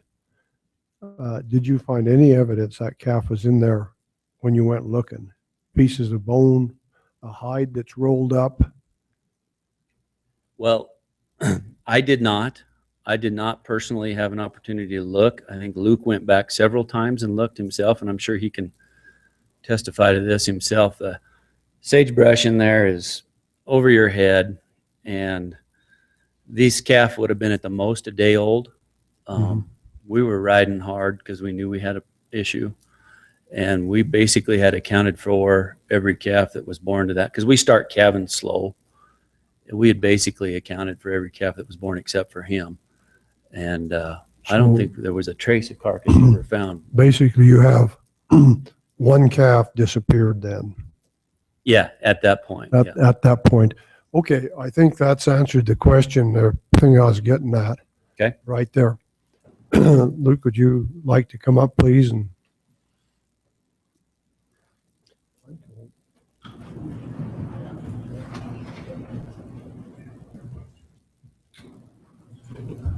President Price, members of the commission, Director Talbot, thank you for hearing this case today. I'm Luke Ellsbury. I am the large carnivore biologist out of Cody. I've been with the department about 7 years now. Started under Mark Brasino in the Cody region. With this short presentation, I'll go through what I saw on April 30th. Some of the damage claim regulation kind of leads to the difference in opinion and how that applies to this claim. So we'll start with April 30th. Kyle Bales, who works for our section out of Cody as a technician, and I were setting traps for a grizzly bear that was damaging irrigation pipe, gated irrigation pipe in this area. We weren't quite sure how many bears were actually doing it, as there were a lot of bears in the area at the time. After we finished our work, I was leaving the area, driving down the creek, and observed a grizzly bear on the opposite hillside from me, moving down creek in the open, on an open hillside. And it's above, like Mr. McCarty says, a very, very brushy creek bottom, 200-300 yards wide. And at one point, the bear dipped down into the brush, a little brushy draw, and immediately came out with what appeared to be a dead calf in his mouth. He retreated up the hill, laid down with the calf, and began to feed on it. At that point, I radioed Kyle and had him come back, and we attempted to come around and get above this bear and see if we could push him off the calf so that we could see what it was. Before we could get there, he saw us coming and picked the calf up and retreated back into the brush with it. The brush was very thick at the time, and we did look along the edge and try and attempt to find that, but at that point we couldn't. So after we checked traps the next morning, we again tried to go in. We did enter the brush that time for a little while, but all we ever could find was a small patch of hide about 10 inches in diameter to at least know it was a calf, but there was no evidence on that piece of hide to be able to confirm anything. And so since we did make several attempts and never did find the calf, we never could confirm the calf as actually having been killed by that grizzly bear. And that brings us to Chapter 28 of Commission Regulations, Section 3. The department shall only offer payment for damage to individual livestock confirmed by the department or its representative as having been injured or killed by a trophy game animal. And so when we do look at grizzly bear damage, typically what we're looking at is damage along the dorsal midline, as you see in this heifer here, or in the head, as we see with this calf here. And these are two pretty fresh examples, but you're typically looking for canine punctures in the hide, soft tissue damage, hemorrhaging, broken bone, like with this skull that was bit on this calf. And then verification can be made after an investigation of the carcass. And at that point, that's when we feel more likely it not applies. And that's Section 6A of Chapter 28. Oftentimes, the carcasses that we have to investigate aren't near this fresh. They do have some age on them, or it is just a balled up hide, as President Price alluded to. And so we don't have all the pieces to the puzzle, and so we have to take what we have and decide whether that's more likely than not a kill. And then the process we go through a little bit after that, after a verified claim, or after we verify a carcass, we do make out a livestock claim affidavit, like the one that Mr. McCarty showed you earlier. And that gives us the date and location of the verified kill, the livestock involved, the age, sex, class, type of trophy game animal involved. And then there's a section on there where we can actually describe the damage that we saw to that animal. And then also any action that was taken. And we keep a copy of that as well as give a copy to the producer.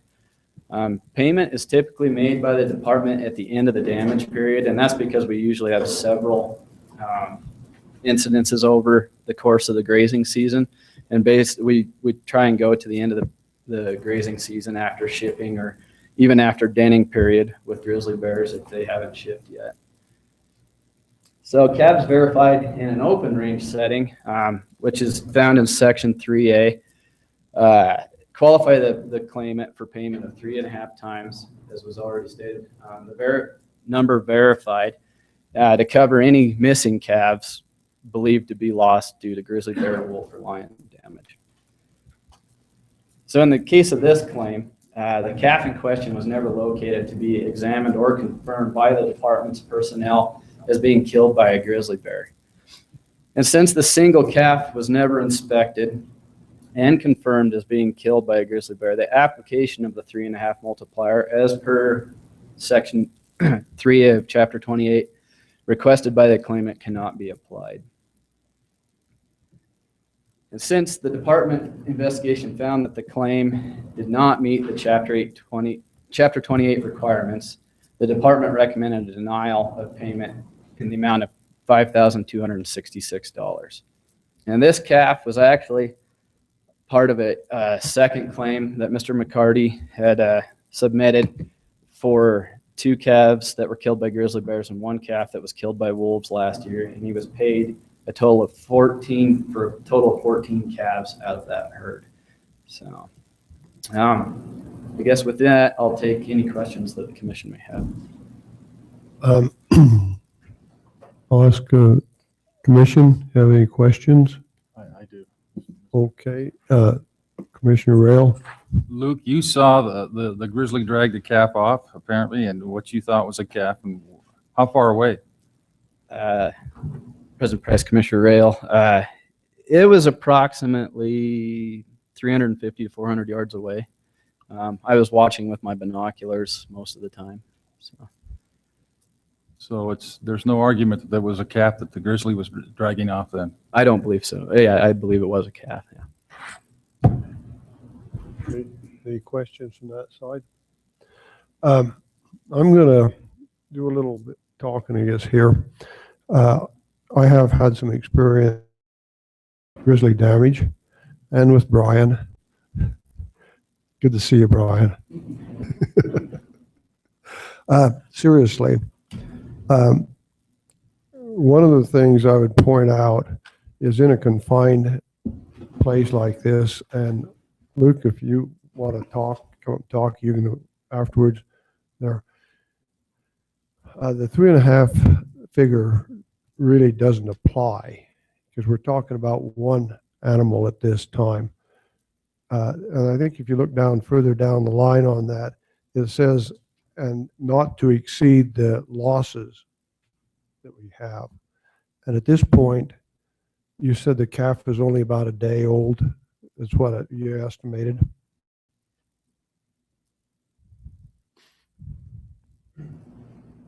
First of all, let me address why I'm applying for the multiplier, even though I understand completely what you're saying, that this was more of a confined area, and we know that this was one individual calf.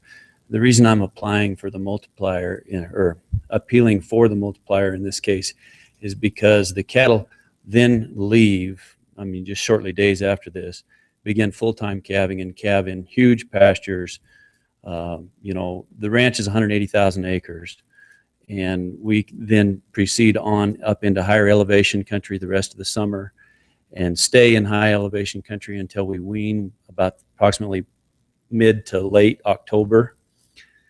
When I come down, I'm always at least, we calve about 2,000 cows a year. I'm always at least, after I explained earlier about normal death loss and about the multiplier, I'm still at least 2 to 3% unaccountable death loss. And so therefore, that's why I'm applying for the multiplier in this case, because had that calf not been eaten by a grizzly bear in the confined area that we were in at the time, chances are one was eaten later in the summer that we did not find. That's where I believe why the multiplier at 3.5 is accurate, because I don't believe that anybody can find every calf that is depredated on. It's just impossible in the kind of country that we run in the timber, and things like that. And we ride hard looking, but I'm convinced we don't find them all. No, I agree 100% with that. That's why I'm applying for the what I'm trying to there, but this is after I understand the argument you've given, but this is after you've gone up into the rough country where the grizzlies have a chance to get them and you can't find them for various reasons. I mean, timber, the bear buries it. There's a lot of reasons you do not find them all. And this 3.5, I believe, fairly accounts for that. But the situation here is you have not gone into that high country and come back. The situation here is one calf disappeared. And we don't know exactly if he was dead when the bear picked him up or if the bear killed him and then took him. So no, and that's why I started my my conversations with gentlemen this afternoon with the fact that it's not the question about whether or not the bear killed it. My question for bringing this appeal is the Chapter 8 ruling of more likely than not. That's why I bring this appeal. Okay. It's not because of whether or not I personally believe what happened. Because as I've explained, you know, I've sat over the top of a lot of calves and skinned a lot of calves. There's no arguing if you have the carcass in your hand. Mm-hmm. Well, Question in your language of more likely than not in the Chapter 28. you can't argue if you have a carcass in hand. Anyway, I'm going to give what I see. I see the maximum loss we could have here would be one calf. Because and if your cattle went up in the mountains and come back and you found kills up there to get a confirmed kill, then the 3.5 multiplier works. Keep in mind, this is still a 10,000 acre pasture that we were in. It's On not confined 20 acre pasture. But you were calving on a, Well, we weren't calving. We weren't supposed to be calving yet. These were just early calving cows. Now, they were being fed a supplement, which did congregate the cattle, but they had an opportunity to be in a much larger area. did you lose 2.5 other calves? Quite possibly, sir. We will not know the answer to that. Heck, we couldn't even find the one we knew that got drug off in the same area. But you have a bawling cow around there? Oh, yeah. 2.5 other bawling cows that were looking for cows that didn't have any? Can't say I had 2.5 other cows bawling, but Well- we had several bawling cows because there was 5 bears in the area that you could see at any given time, and it was keeping the cattle disturbed, tremendously disturbed. So there was a lot of bawling cows. Okay. I can understand that. And the 2.5 is a numerical figure. Yeah, I It's understand. not the calf and a half variety. I understand. I But didn't- yeah, I do. To answer your question, I do believe we lost other calves at that time Okay. that we did not find or know about. I honestly believe that. With 5 bears in the area and brand new calves being born every day, I'm sure we lost others. Okay. With that, I'm going to cease questioning. And Luke, I'd like to make a comment. I think that's commendable of Luke to contact you, Mark. Oh, He could have easily said, I'm going to avoid this BS and sayonara. Absolutely. And I've told him that. Yeah. I wouldn't have known that. President Price, if I may, this is an area that we do pay 3.5, and we have in the past. In fact, there was a calf right in that area killed that we paid for. We're disputing the multiplier just because we didn't have the calf in hand to give a multiplier for. So if that clarifies anything for the commission as well. okay.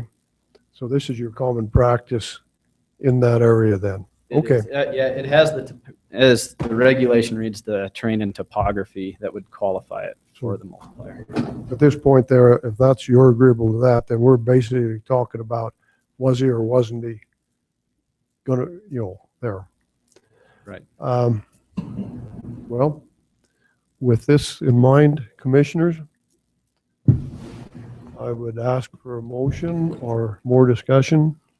Well, I think with that, we have no choice but to move to compensate him as requested. And then I have discussion if there's a second to that. Okay. Mr. President, Mr. Crank, you moved to compensate him. Is that correct? We need a second. I am not going to second it. And I'm just trying to get my head around the fact that it's, we have nothing.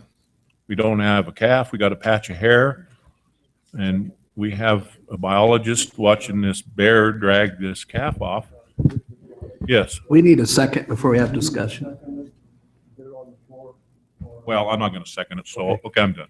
I will second it. Okay, you second. Okay, now go ahead. Well, we just don't, there's nothing. Like I said, I'm trying to get my head around this as to why we would pay the claim. And I guess I do understand that, but we have nothing. Nothing.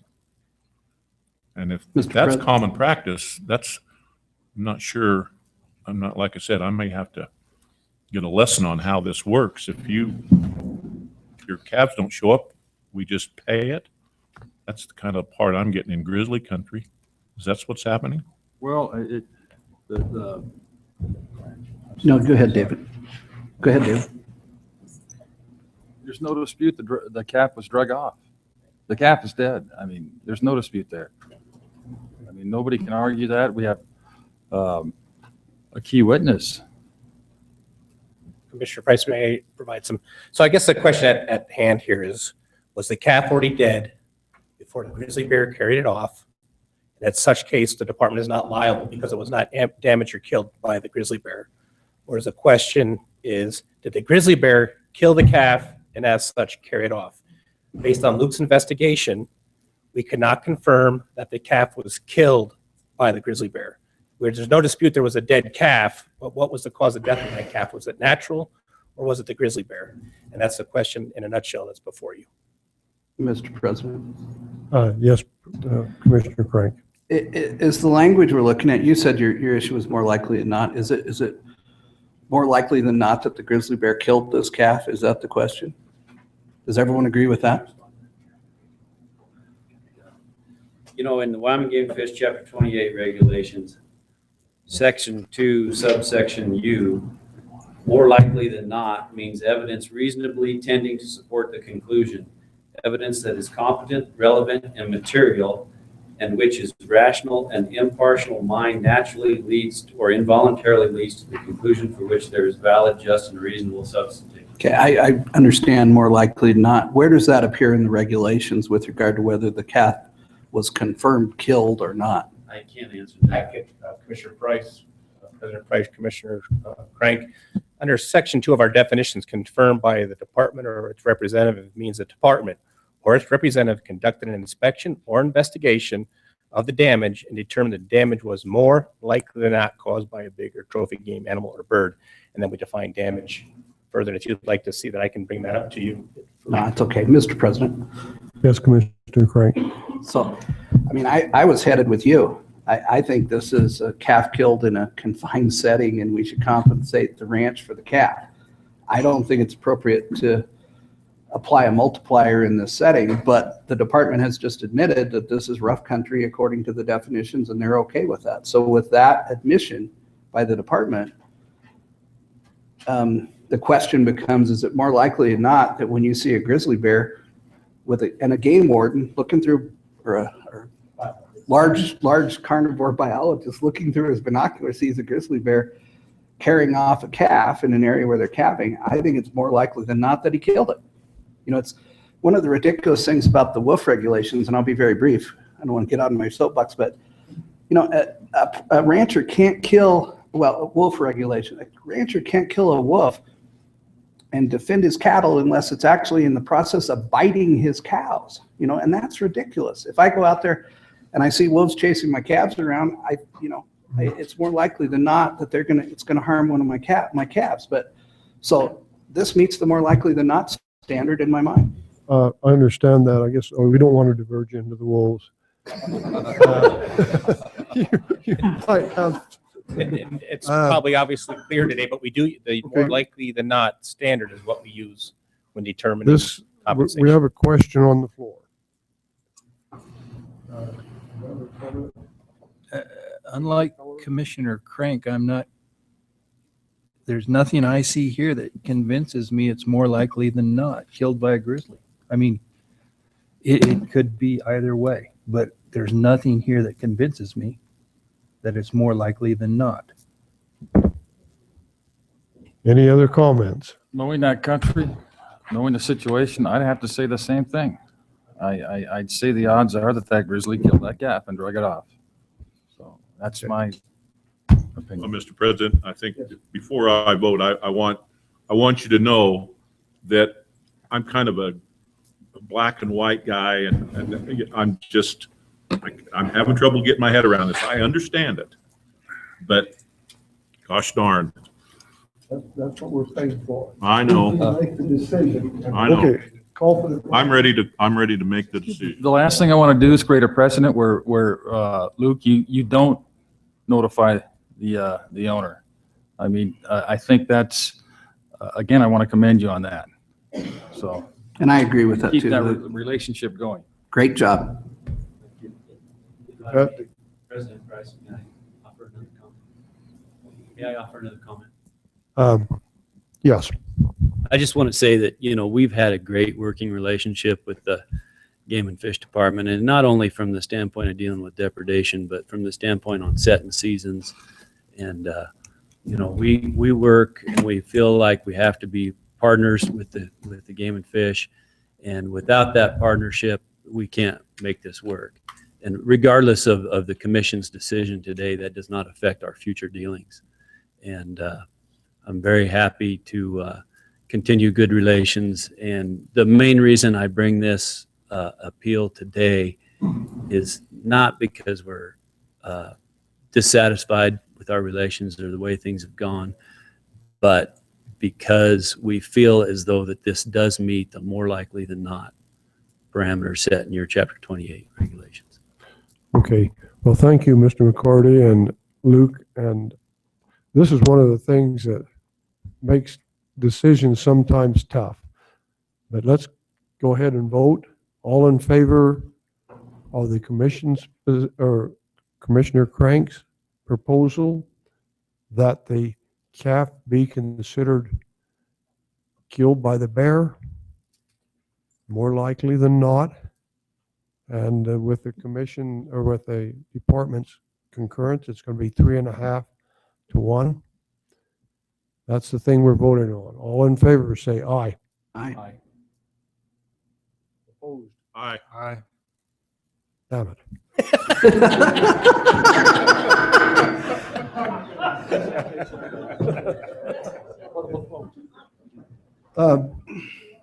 In this case, with due respect, Mr. McCarty, I'm going to side with the department. The calf was not killed by a bear. So I vote nay. Motion. You want to put another motion on the floor? No. Okay. We're done. Thank you, commissioners, for your time during these last two appeals. I appreciate your attentiveness, and I know they're a difficult issue for all the people involved, and hopefully I'll have just one. I do have a blue slip. Mr. McCarty, if you'd stay for a minute, I'd like to talk to you. I'd appreciate it. You don't have to. That's not a requirement. It's a request. I have a blue slip here from Sil Gilliard. Cy Gillard, excuse me. I was just going to speak at the end. This is it. All right. And then we'll make a call to the general public after this. And at that point, we'll be done. I got called Sue yesterday by 10 o'clock. So. President Price, Commissioners, Director Talbot. I originally hadn't planned on speaking about anything at this particular commission meeting, but as you know, we're about ready to embark on something that I think has got a lot of potential for the people of Wyoming and the commission and how we manage wildlife with this Governor's Blue Ribbon Task Force on alternative funding for the Wyoming Game and Fish. And about 10 years ago, I bought 2 hunting camps over in the Grays River area. So I go to Jackson area season setting meetings every year. And I've been in the outfitting business for 36 years. And all my experience prior to going to Jackson has been in the Casper area and Newcastle and Sheridan, et cetera, et cetera. Well, as I started going to Game and Fish meetings in Jackson, I started realizing that there's a lot of people in that part of the world that don't think like the rest of us. And I think that's the best way to put it. And they're given an audience at those meetings too. But even though the department's really respectful to them and they treat them well, the department always treats those of us who pay the bills a little bit differently as far as setting the seasons and how we manage wildlife. And I think that's appropriate because, as you know, the sportsmen of the state of Wyoming are the ones who pay the bills, the hunters and the fishermen. Well, yesterday, if you didn't pay attention to what was happening yesterday, it's, in my mind, a boat of things to come. Deidre Bainbridge, who goes to every one of the season-setting meetings in Jackson, she was sitting next to me yesterday, and I got to know her from going to those meetings. She's incredibly passionate about wildlife, has a different slant, different view, obviously, on killing wildlife than I do. And we had a couple people from Jackson that represented Wyoming Untrapped. And they were here speaking yesterday for their point of view, which is not an uncommon point of view in Teton County. And as I got to thinking about everything that was happening yesterday, and I've thought about this path that we're starting to go down, and Director Talbot and I have had discussions. I've had discussions with numerous people through the Game and Fish and numerous citizens about how we're going to fund this agency and what we're going to take this thing to in the next level. And as I was sitting with those ladies yesterday, listening to their discussions, and I got to thinking, you know what? This is where we're going to go. As soon as we start down the path of accepting tax dollars or sales tax money or mineral severance money or whatever that funding source may be that we're looking for, whatever we're grasping for, to try to change our funding model for the Wyoming Game and Fish, yesterday is going to be repeated more and more and more often at our meetings. And the reason I say that is we have people like that who've occasionally showed up to Casper Game and Fish meetings, but they never come back because they're one there and there's nobody that agrees with them and they never come back. But as soon as we start funding this agency with public tax dollars and drift away from the model of those of us who kill things, pay the bills, that's what our future is going to look like. And it scared the hell out of me as I thought about it last night, because even though I am a hunting outfitter, I am a sportsman first, and I've a lifelong resident of this state. I've been going to season setting meetings back when the only two people at the season setting meetings were Terry Cleveland, Larry Pate, and myself for years. And so I've watched this thing evolve, and it just sent chills up and down my spine last night as I got to thinking about how emboldened those people feel now to actually come to commission meetings and talk about presenting ideas like not killing things with traps, and actually are treated quite well, even though everything they espoused yesterday was totally against our way of life for those of us who view wildlife in the manner that we do. And I want you to really think about this as we go down this road, because I think it's time that the residents of the state of Wyoming and I realize it's going to be a hard road, but they have to pony up and they have to start paying license fees appropriate for the value of what they receive. I realize that they beat us up pretty bad last couple times on license fee increases, but that's really the only way we're going to prevent from having to share an audience and make every decision equally with somebody who's didn't pay the bills all these years and now expects to be an equal when it comes to wildlife issues. And that's really all I wanted to say. I thought it was a perfect platform for it because we all saw what happened yesterday. And I looked around the room. There's a lot of people shaking their heads and rolling their eyes and stuff. And that goes on every season setting meeting there is in Jackson. And Teton County is infected right now. They're corrupt. There's no doubt about it. It's a different world than the rest of us, but it's coming soon. And we have to be careful how we fund this agency. Mr. President. Okay. Are you finished? I think so. I didn't really have anything prepared. I was just running off the top of my head. Commissioner Crank. Your name is? My name is Cy Gilland. I'm actually a lifelong resident of Wyoming. I'm a hunting outfitter. I've been doing it for 36 years. Mr. Gillen, I agree with what you said. You just go too far. Teton County is not corrupt. I didn't mean.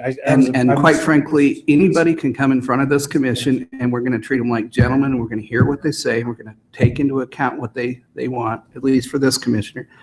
And we're going to consider it and we're going to make sound decisions. But you just go too far. We shouldn't have been rude to them. And I in no way believe that anybody in Teton County is corrupt. They have opinions that I may not agree with, I might agree with, but you just go too far. And what I would urge you to do is the next time the commission applies for a license fee increase, you make sure that you and everybody you know shows up in Cheyenne and lets those committees know that this is incredibly important, that sportsmen continue, that sportsmen are willing to fund additional fees for the Game and Fish, and that maintains the Game and Fish's independence and allows us to manage this incredible resource we've been charged to manage. But please don't accuse people in Teton County of being corrupt. They may have different opinions than you, but that's their opinion. It's America. That was a poor choice of words. What I meant by is they are different. They think differently. There's no doubt about it. It's a different county than the rest of the state of Wyoming as far as the population and the way they think about things. Because and with all due respect, Mr. Crank, I do go to a lot of Game and Fish Commission meetings, and I do see the kind of opinions that are presented at all these at various parts of the state, and it is different over there. I agree. It's totally different. And just to set the record straight, there's never been a license fee increase that the outfitting industry of Wyoming has not supported wholly. We have never once not been oftentimes the only group that supported those license fee increases, but we always support them. Mm-hmm. So that's very important that you understand that. I'd like to kind of end this conversation because with one statement is we as a commission, and I speak as a commission, need to address all the people. Correct. And we need to give them a voice and let them talk. And then our purpose, at least in my opinion, is we need to make the best decision for the wildlife that we can. And that's our job. That's my opinion. Well, I agree wholeheartedly with what you're saying, President Price, but the point of what I was trying to say is that the agency has been funded by sportsmen's dollars since the beginning of time. And that's what brought us here. And as we start looking at alternative ways to fund this agency, and we look at methods such as sales tax or mineral severance tax, whatever they may be, what that does is that puts everybody on an equal footing. And it's going to be, in my opinion, other states that have done this, you talk to the individuals, sportsmen in those states, and they'll tell you that it's just not the same. And we raise wildlife in this state to harvest, to kill, period. I mean, that's basically what we're doing. And we've always done it that way. We don't need 400,000 antelope in Wyoming except for to kill them. If you're looking just for the tourism aspect of things, you don't need that many. So Those are hard words. You should say harvest, really. I know. But everybody knows what I mean. I think we understand what you're saying. And that's all I want. I just wanted to bring it up and point it out to you guys and say, we got over the next 4 months, we're going to make some hard decisions, and we need to think real hard about how we go down that road. Okay. Thank you. Well, thank you. We'll make a call to the public. Does anybody want to address the commission at this point? Okay, I'd ask for a motion for adjournment. I so move. Second?